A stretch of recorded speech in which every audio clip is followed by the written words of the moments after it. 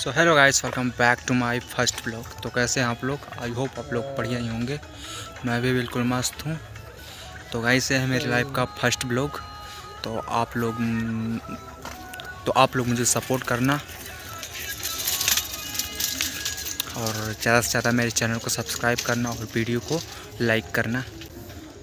तो चलिए गाइस, मैं आप लोगों को थोड़ा इधर का व्यू दिखाता हूँ।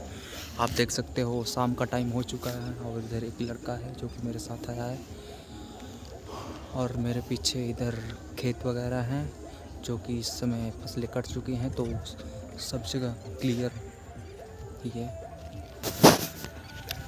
हाँ, मेरा फर्स्ट ब्लॉग है तो मुझे थोड़ा नर्वस फील हो रहा है बोलते टाइम। एक्सपीरियंस नहीं है ना मुझे, इसलिए। तो गाइस, देख सकते हो आप, कुछ ऐसा मौसम हो चुका है। शाम का मौसम, इधर शाम हो चुका है। इधर कुछ खेत वगैरह ही हैं।